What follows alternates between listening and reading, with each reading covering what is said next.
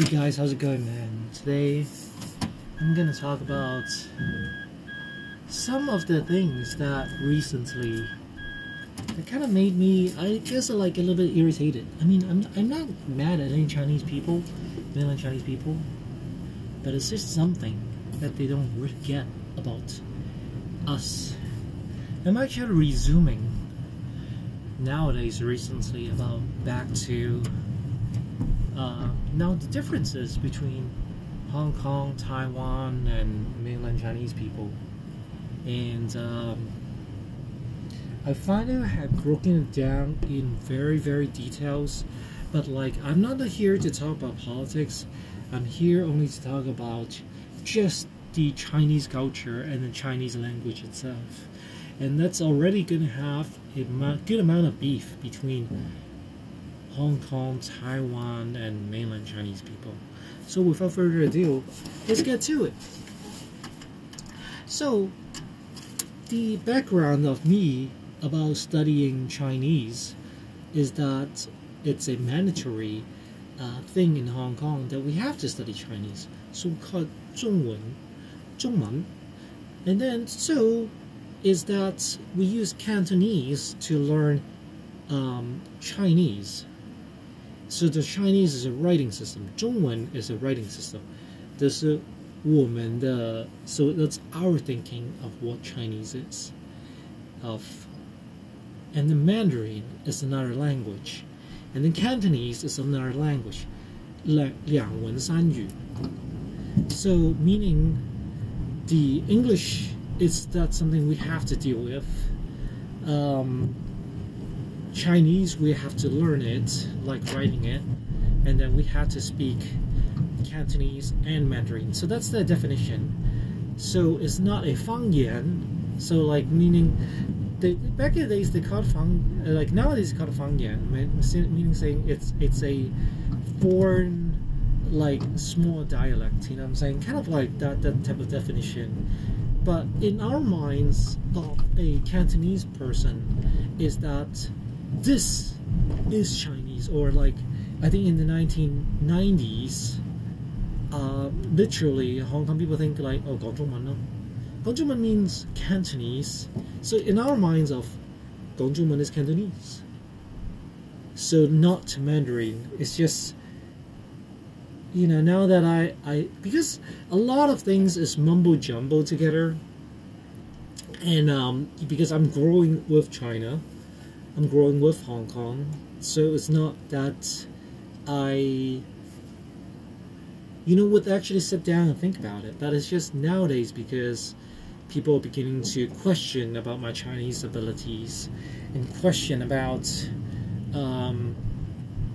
what is actually proper Chinese and things like that. That's where actually we'll right into grammatical issues in Chinese. Personally, I don't think I have really good Chinese, but I think like for speaking and actually writing wise, especially writing, I think I'm pretty okay. You know what I'm saying? Especially in anything with dealing with technical writing, that I'm actually pretty decent at. But however, it's always being disputed because like there's a different style sometimes. Like mainland Chinese people write, and I tell you what, sometimes reading some Chinese essays, novels, and stuff like that, and on a lot of occasions, I actually literally, no offense, but I literally don't know what the F you talk about. You know what I'm saying? It's just, I mean, of course, like later I grow into understanding, you know what I'm saying? Like, understanding it because I have to, you know what I'm saying? Or I could emulate it, but I can never become like you know what I'm saying? So a lot of people are thinking that I am trying to become like a mainland Chinese person when I'm really just, this is called 应付. So this is like just literally like where I could deal with it. Literally, this is the direct English translation. It's just dealing with the language, you know what I'm saying, where I can make it understandable, and it's going to be both parties are going to be coming out here as a win-win situation. And that's actually my only like objective in life, right? So because I don't really think that I can become a mainlander, you know what I'm saying, because I haven't really pledged to mainland China for citizenship, nor I don't think I could ever join a communist party, which is actually not possible. And because even normal people can't join it anyways, can't join the Communist Party, even in mainland China. So all these deterrents in it, and I think the first ever issuance of the Chinese document that I have was my 回乡证, and which I actually got, like, thank you very much for mainland China, that I got to a couple years ago, like after the COVID, right? So they actually relaxed it and allow everybody to just kind of get it, you know, with a foreign citizenship, with a Chinese heritage. So those things are all very good, but when you come to think about it, 70s, 80s, 90s, early 2000s, all these like times, mainland China is they play a role, but it's not a very strong role, you know what I'm saying? Significantly on the size of the country and the amount of media, culture, writings, all those other stuff is all done by, you know what I'm saying, Hong Kong, mostly Hong Kong and Taiwanese people. If you go outside of China, it's all going to be flooded with these type of writings, novels, technical texts, Windows, you know what I'm saying, like literally Microsoft Windows. It's in freaking, like, you know, Taiwanese Mandarin. And so that's our life, you know what I'm saying. You have to understand, like, our earlier life. The only reason why I actually realized that I'm really getting along with a lot of the younger people is that because I'm changing it with times, you know what I'm saying. I'm changing, I'm learning the language, I'm learning the, you know, things. But recently, obviously, is that the regular Chinese people are getting so proud of China, which I'm proud of them. But they're thinking that, like, Singapore people has to become like them, and Hong Kong people, or even Taiwan people, they should become like them.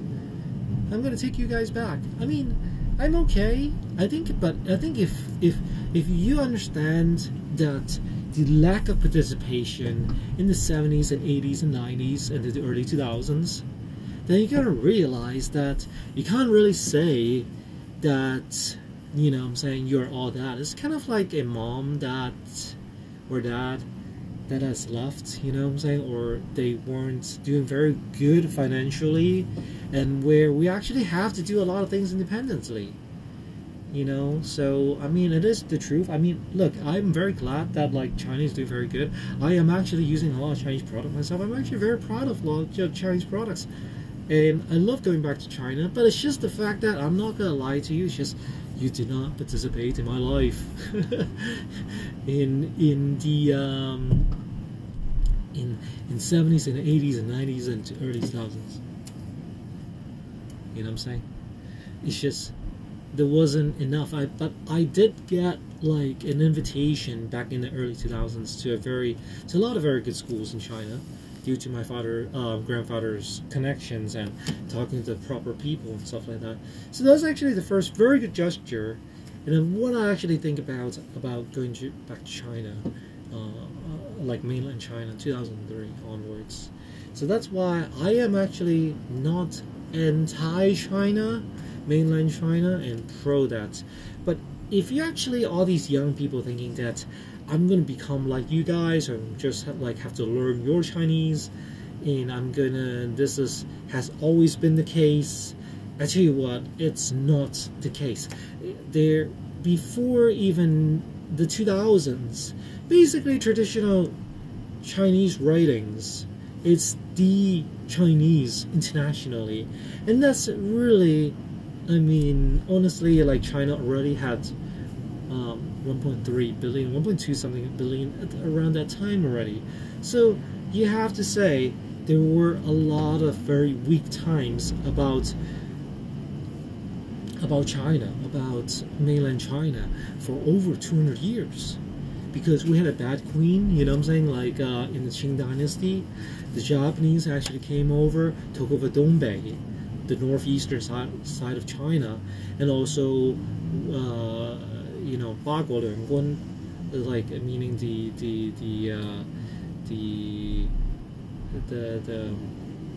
the Boxer Rebellion, a lot of other stuff also all failed. A lot of things terribly misdone, and but I mean, a lot of Taiwanese people can hate this, but like, I think before you say a lot of things bad about mainland China, Chinese people, the people did kick out the Democrats. You know what I'm saying? The Democratic Republic of China. Meaning the fact that like they did not actually deliver of what the people actually wanted. So it is overall what I want to say is that the Chinese people for the past 200 years has been in chaos. You know what I'm saying? We are like we did actually contributed and win a lot of things, a lot of international engineering, international architectures by Alan Pei, lots of things that were done very well by a lot of classical artists, like Yo-Yo Ma, you know.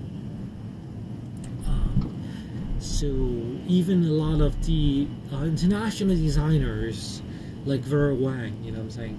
A lot of these things, quite honestly, a lot of Indian people try to claim a lot of things, but like, look, you know, I mean, with the help of India back in the early 2000s, you guys still haven't done any of these things, you know what I'm saying?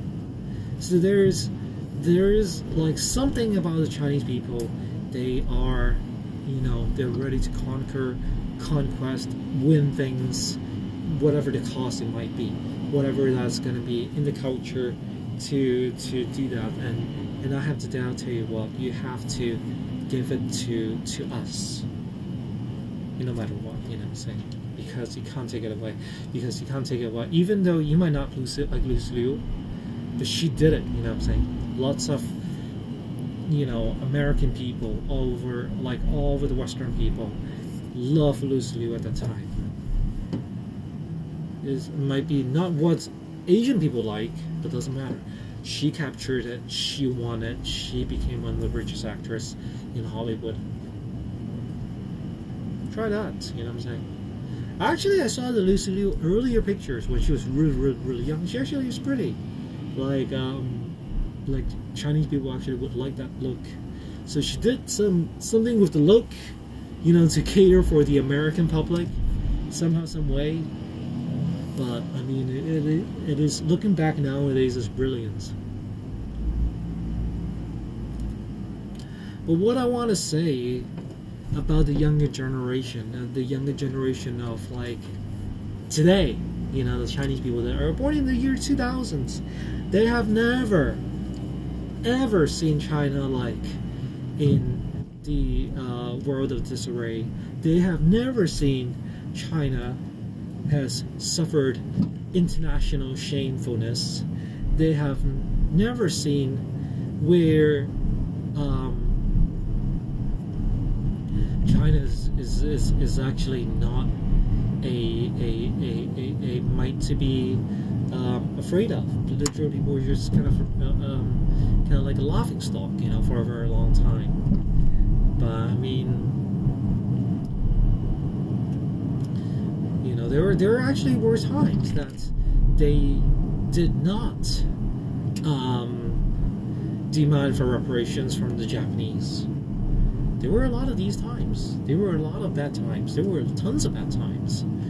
So I'm not saying China is bad. I'm just saying that, I mean, the final outcome is very good, but I'm just saying that there were a lot of bad times. And don't think that times were always like this, where we could go and learn a lesson about the Chinese or something like that. You know, recently there is this preposterous thing that I've heard recently. It's just like, oh yeah, maybe you could have, maybe you should, back in the days, that's how you learn Chinese, like, you know, in America, where you take a lesson and stuff like that. Maybe somebody would sit in the classroom. No, there was no such thing about Mandarin simplified Chinese in a classroom where they actually would speak in an advanced way. No, there was no such thing. That's the economic reality of China and how, where their influences were, and back in the days, you know. And even if there were Chinese, like maybe in Toronto or Vancouver in public school and stuff like that, it's gonna be traditional Chinese. Back in the days, man. So, like, what do you guys all think about what China was and how good it was? It wasn't.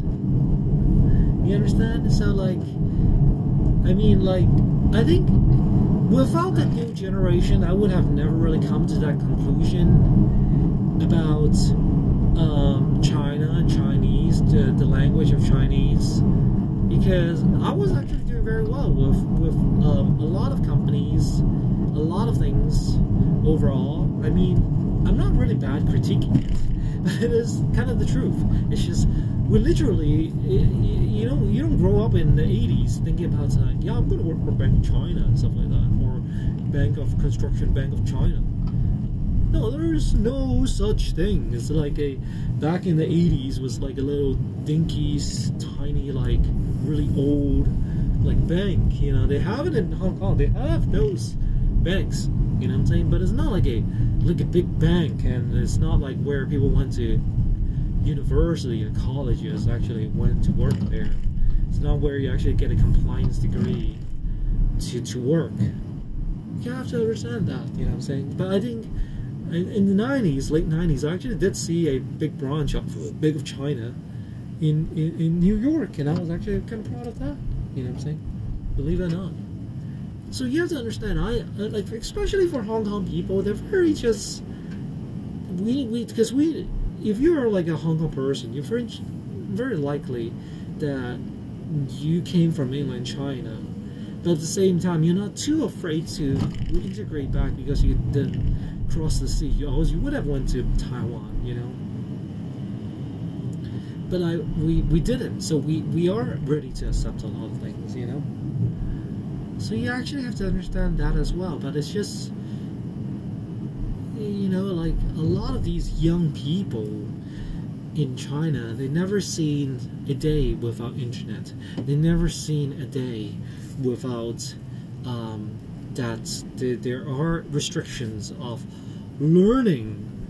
You know what I'm saying? There are restrictions on learning. Of course, right now they said there's a great, you know, firewall, but it's just, honestly, you could VPN it. You know what I'm saying?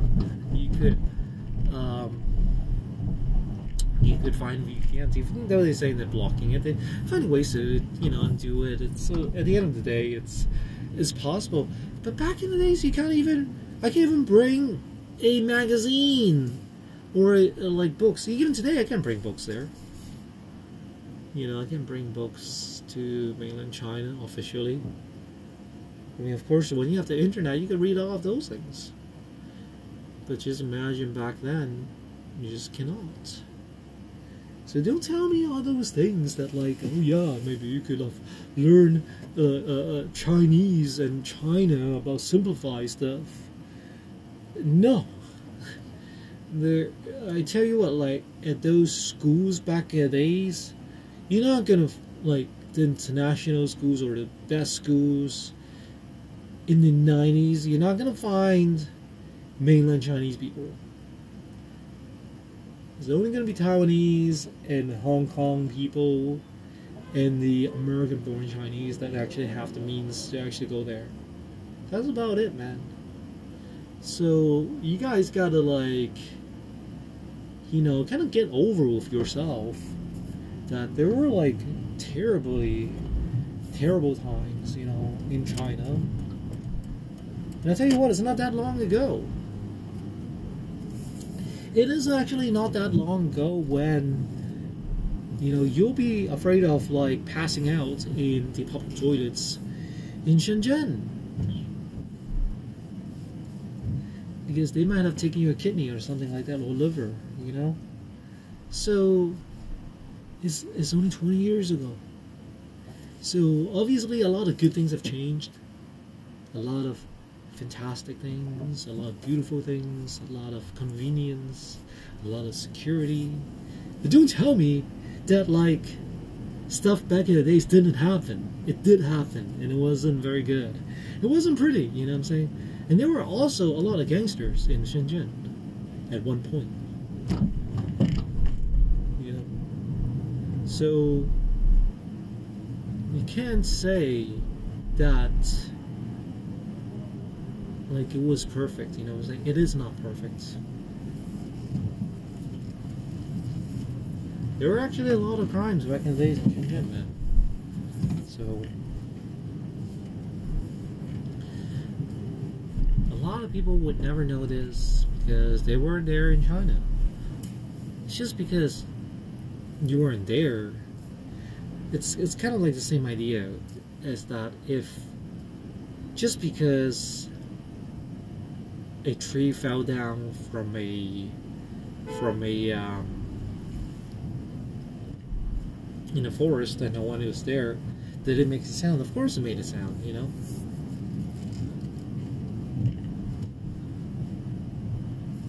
So a lot of these things actually all happened, and one of, I guess, like my point today is that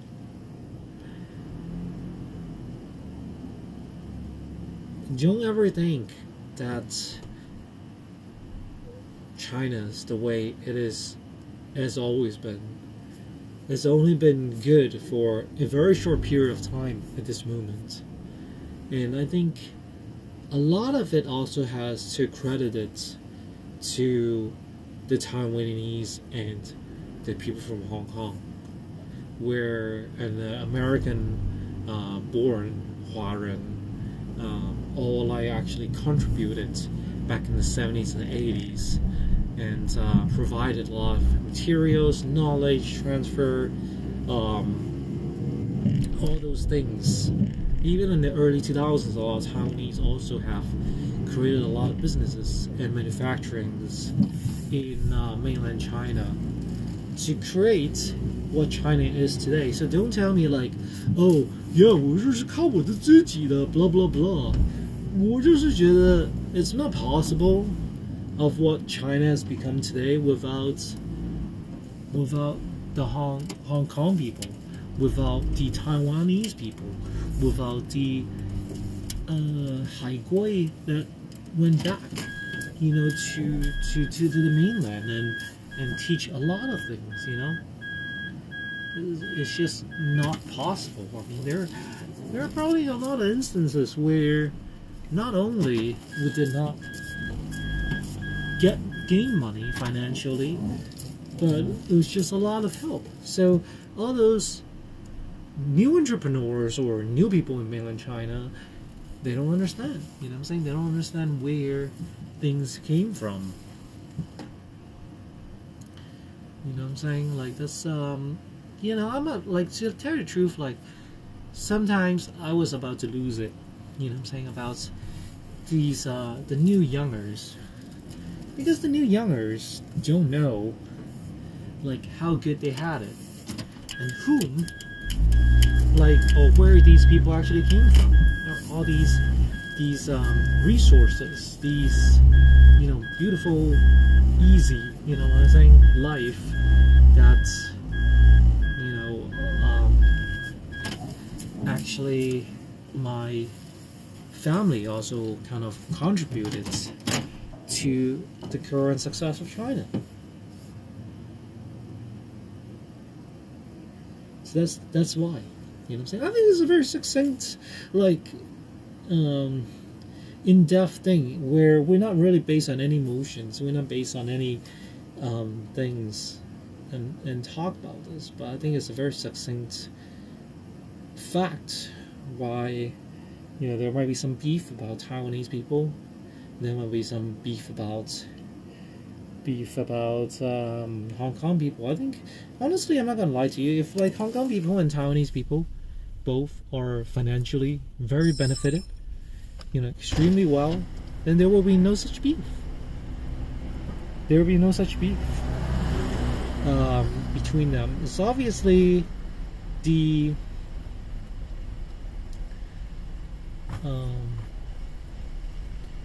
like there are probably just less amounts of people than it should be in Hong Kong and Taiwan should be repaid back, and without getting the respect they needed.